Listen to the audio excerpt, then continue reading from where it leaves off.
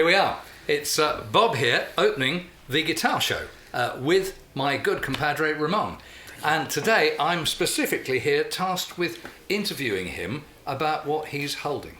Okay? So I'm sitting here with my 58 Gibson Burst, authentic, real, original. That's what I was just playing. Badly. There you go. But Ramon is holding a tasty piece of kit that is not that new, but new-ish to him. Actually, he's reacquainted with it, but he'll tell us all about that. So, what is it exactly that you are holding? Well, this is basically what we call a burst replica, because a burst is obviously guitars like this one here. This is made in 58. We have 59 and 60, so that's kind of what, when you say the word burst, that's what it means, right? Yeah. And Bob here is the bona fide expert in these parts. But so really, it's Bob, and this is totally Bob's fault. I'm blaming this gentleman here because obviously I've had access to this guitar here and I know it quite well. And Bob's also introduced me. We've been doing the Bob and Ramon show, and we've been going around the country playing other people's bursts. Yeah. And so of course I've been very spoiled, and it's kind of like a beer salary. No, champagne taste. Champagne taste of beers.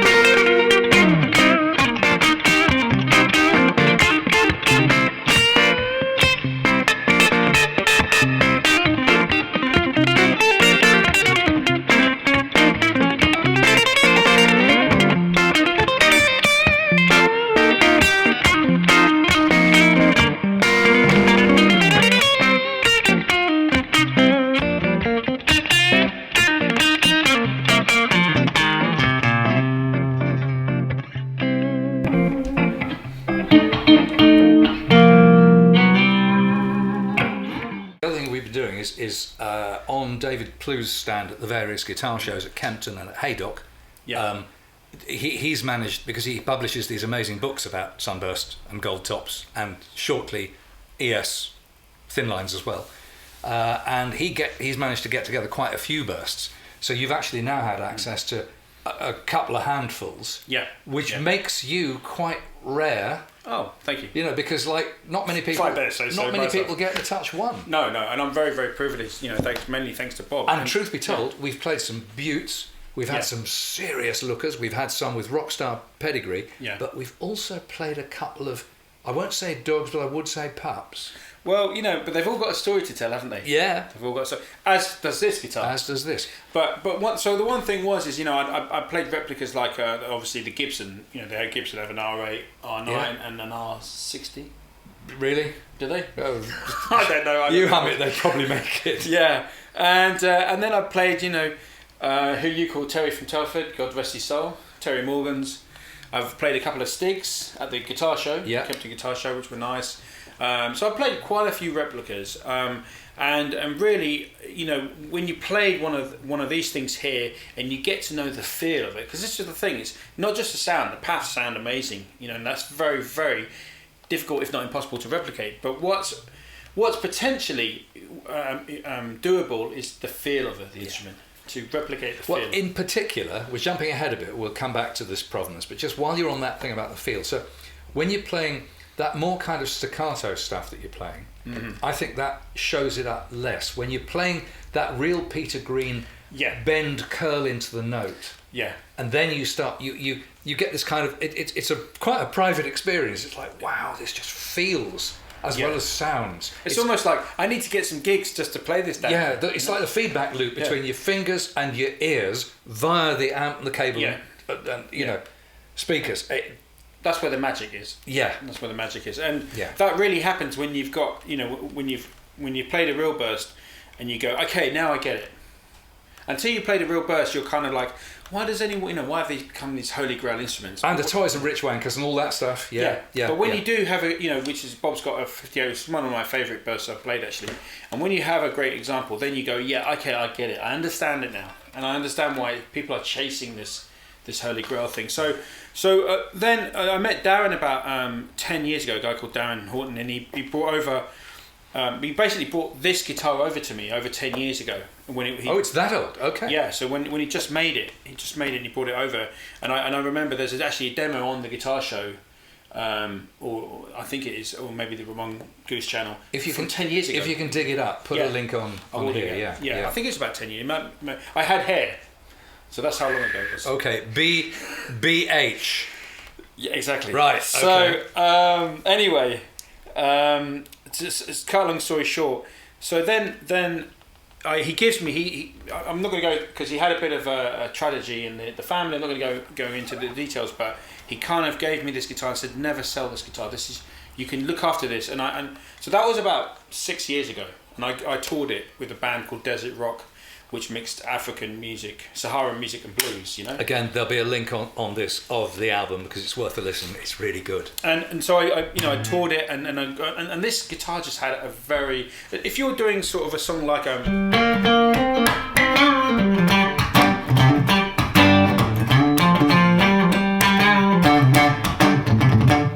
that kind of tune, this you just felt right playing this guitar, and it just had the sound. It had a bit of magic. But I tore the guitar up. I completely trashed the guitar into almost an unplayable state. And I gave it back to him, and he took it back. It's great, isn't it? So he's got a guitar on loan, trashes it, and then here you go. Basically. Oh! And you know, the binding had fallen off. So I even lost it. I couldn't even. But it fell off and actually lost it. I thought I'd keep this and give it back to Darren and say that. Right. But I actually lost it. So anyway, he had to do a whole load of repairs on this. But before that happened, he had it hanging on his workshop wall for 5 years. So every time we used to visit, or we'd go around, or someone else used to go and visit, and they'd say, "Oh, I've seen this guitar." And this guitar was literally hanging, collecting dust for 5 years because it had a lot of sentimental value. Not going into details for Darren, you know. So anyway, it took me 18 months, but I convinced him after 18 months to give it back to me because I just said, "Look, the world's going to be a better place if I have this guitar." Because what I had realised is then we were doing these, you know, Bob and Ramon show where we're going around England playing the burst, and I realised that this guitar had something to it. It had some of that feel, you know. Yeah. So I thought I've got to get this guitar back because it had some magic. And so then what happened was I've come up with this idea to do this new album where I'm basically drawing inspiration from, you know, the Clapton, the Mick Taylor, and the Peter Greens. You know, the three kings of British blues. You know, as it were, they all played a burst. You know, they'll play one of these. Absolutely. You know, and that's why they're expensive, because of these three guys. Well, those guys really made them famous. And there's this whole fantastic story about how some white middle class boys in the southern counties, the home counties of the UK, actually almost gave America back an art form, because that art form was pretty much dead in the water in the 60s in America, apart from Mike Bloomfield. Apart from Mike Bloomfield, they literally... Maybe Buddy Guy. Yeah, but you think about... a lot of people say, oh, they had Duane Allman, but Duane Allman were influenced by Fleetwood Mac. You know, the twin guitar thing, Fleetwood Mac did before Allman Brothers. Yeah, so strange twist in the history of music. And you know, these three, and actually there were some other, you know, white boys, you know, from southern England as well, but it was really those three, wasn't it? It was Clapton, Greenie and Mick Taylor. And Mick Taylor... all the Blues Breakers guitarists. And Mick Taylor doesn't really get spoken about enough, and he caused a huge splash in America, you know, because John Mayall was touring America with Mick Taylor. So a lot of Americans' first taste of John Mayall was Mick Taylor. In the Mick Taylor iteration. Yeah, and you know, he played the Marshall, so the whole... Actually, as guitarists, you think about it, as guitarists, so obviously Clapton, you know, went on to Cream, and then went on to a solo career, but really hit the big, huge time when he became a songwriter and a band leader and performer as well. Okay, and has become hugely wealthy and deservedly so. Peter Green was making some hit singles with Oh Well, and Albatross, Green Man Alicia, Albatross, stuff like that. Yeah. But he was getting disillusioned about the pop side of things, and then died before he could really make good. Whereas Mick Taylor left the Blues Breakers, knocked around a bit, and then joined, nothing trivial, just the Rolling Stones. Absolutely. You know, who were one of the biggest bands in the world already and have cemented their position as them and the Beatles, the biggest bands that have ever existed. So talking of the Stones, we did this great collection, didn't we, up north, where we there's an Exile Burst, and I had the good fortune to actually record a song on that, which is the first song that's been recorded on that guitar for 40 years. I just want to... But... Last person was Mick Taylor, that's pretty good. But... And that's going to be on your next recording over, isn't it? And I'm also going to use this guitar for some tracks. So really, I'm trying to bring some bursts on this album, so I really had to have a guitar to tour and also complement, do some other songs on the album. Yeah. That were that could hold its own.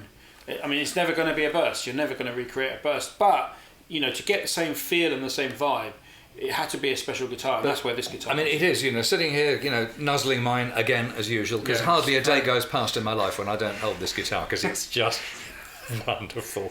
And it's still, do I really own this? But what I was going to say is, so this guy, this is pretty good as kind of, aftermarket things, copies, replicas, find a word you like. This is pretty good. Things like the shape of the top is right, a lot of the bits are right, and it feels good to play. He's got 11s on it, and I can fly around it. It's which very is slinky. Amazingly slinky. Yeah, because normally, I mean, something you don't like, but I normally top wrap. You see, right? To get a bit more slinkiness. Right, and you don't even. I don't need to do it on this. But so while we're on sounds, just tell us about the pickups. These are Alan Dingwall pickups. So these are Alan Dingwall pickups, and I mean, Alan Dingwall just does the best. As you love the replica Peter Green set he does, So Ramon's got a replica Peter Green set he's got on his Navigator Les Paul. Yeah. I think one day you should drop them into this. Yeah, I will do, yeah. I will. I think it might sound unbelievable. I think it would be outrageous. Yeah. So basically, for me it's more about the feel, the sound, the feel, and not necessarily the looks. I mean, this looks great. This was actually, when this was made, this was a tobacco burst, which is now faded into more or less an amber burst. Has it faded or has it been helped? No, he hung it. He literally hung it. You can see some photos of me with this guitar 5 years ago, 6 years ago, and it was a tobacco burst. And he's just hung it where it gets the sun. Yeah, well, it's all windows in his workshop, and he's just hung it up. The light's been in there every day, and it's just completely faded to this. See, that's another thing. Maybe some people want to kind of feedback. This guitar has held sunburst. Obviously, the red edge has faded to a brown, but it's held it. Whereas a lot of these guitars, they actually fade completely to what's known as a lemon burst, where they're almost even all the way over. Mm-hmm. For my taste, I really love those lemon bursts. Yeah. I mean, I love this too, as long as it's kind of faded and it's not the 1960 tomato soup. But what's your preference? My preference, I mean, I love the tobacco burst because I loved Dwayne Allman's. Dwayne, he had two, didn't he? And one of them was a tobacco burst. Yeah. So, but one I think also had a dark back, or is a dark burst. It was, yeah. But what I like about this is it's gone to this amber, which is it's not unlike.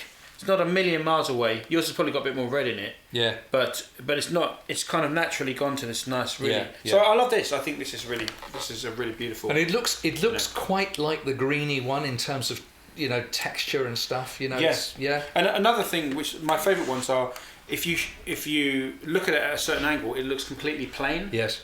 And then you turn it, and then you get the zebra. Yeah. The tiger. This has got lots of action going on. Stripes. Yeah. Also, it's got fantastic. These are known as medullary stripes. Right. The botanists amongst you will know exactly why. But and so it's got lots of those too. So it's actually got both of the favourite aspects of a burst in one. It's got the medullary for those who like a plain burst. Yeah. Change your angle of view, I just have, and it's like flaming away like crazy. Yeah. Whereas this is a pretty plain guitar. It's got the teeniest bit of flame if you hunt it for about a week. Yeah. But it's mainly medullaries and stuff like that. And another thing, this balances really well. Yeah. It's got a really great balance, and I think. And so does that. Yeah, this shares that kind of that balance. So I mean, really, it's kind of like for me, this I was playing it, and I just remember playing those old sort of all the old.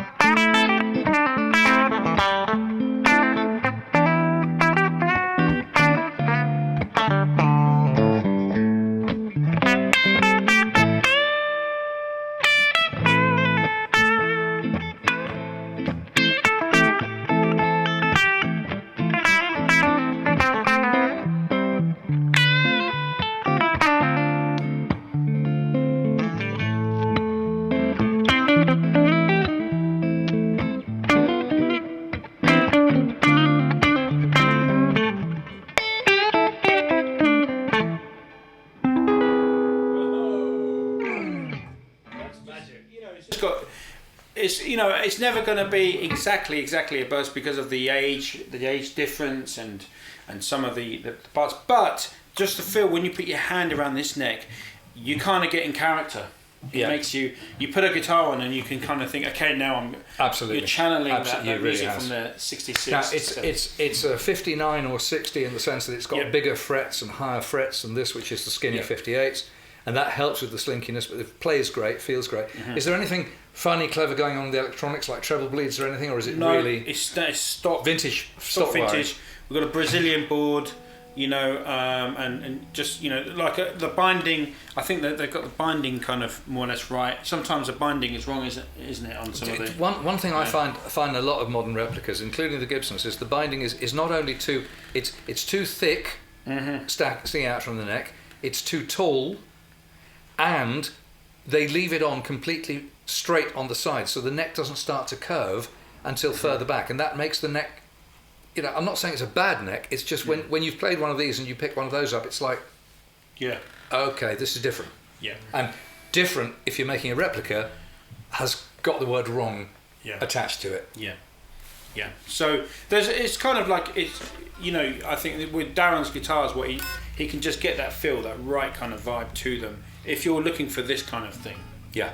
In my opinion. Yeah, he's a very, very skilled maker. There's no doubt. Yeah. There's no doubt. So I'm very lucky to have this, and hopefully I'll make some good music with it, and do some gigs with it. Absolutely, I hope so. I can't wait to hear it. I mean, the thing is, we're playing it at the moment. We're playing it through my two 633 amps in here. Fantastic amps. They're really lovely amps. They're chiming like great today. But I mean, they're turned down. To conversation volume, so they're completely choked. They're throttled. Yeah. I mean, if you let one of those out, or you let another of the amps in this room out with this, I mean, it would really. Oh yeah, you could sing and scream. So let's end on a minor blues. Okay. In G minor. G minor.